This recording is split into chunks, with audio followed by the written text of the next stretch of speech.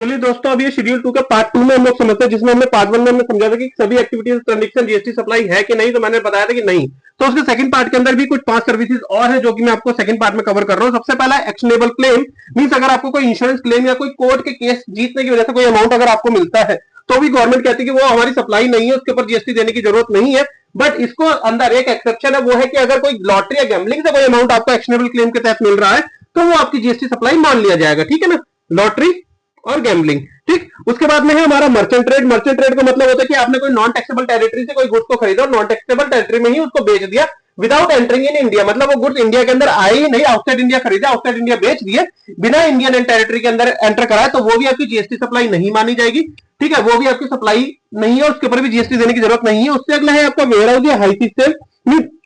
कोई गुड्स अगर custom ware house में पड़े और आपने उसे होम कंजप्शन के लिए, मतलब इंडिया में होम कंजप्शन के लिए क्लियर कराने से पहले बेच दिए, तो वो भी आपकी सप्लाई नहीं है। इसी तरीके से हाई सेल मीन अगर आपने आउटसाइड इंडिया से कोई गुड्स खरीदे हैं और उसको भी होम कंजप्शन में क्लियर कराने से पहले आपने उसे सेल आउट कर दिया, तो वो भी आपकी सप्लाई नहीं है, उसके ऊपर भी जीएसटी देने की जरूरत नहीं है। उसके बाद में हमारा अगला आता है को इंश्योरेंस, जिसके अंदर अगर लीड इंश्योरेंस कोई प्रीमियम अमाउंट को, कोई ग्रॉस प्रीमियम अमाउंट को अपने जो अदर इंश्योरेंस कंपनी के साथ में अगर डिस्ट्रीब्यूट करता है उसको, तो वो भी आपकी सप्लाई नहीं माना जाएगा, प्रोवाइडेड की जो लीड इंश्योरेंस है उसने पूरे के पूरे ग्रॉस प्रीमियम पे जीएसटी अमाउंट पे कर रखा हो।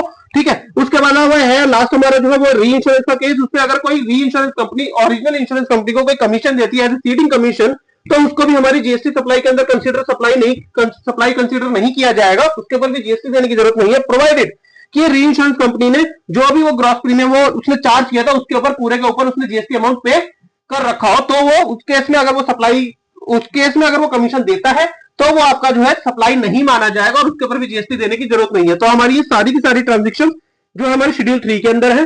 ठीक है, ऐसी अपडेटेड वीडियोस के लिए मेरे चैनल को लाइक और सब्सक्राइब कर लो, और अगर इससे रिलेटेड कोई क्वेरी है तो मेरे यूट्यूब पेज के ऊपर आप मेरे को मैसेज छोड़ सकते हैं, उसको मैं क्लैरिफाई कर दूंगा।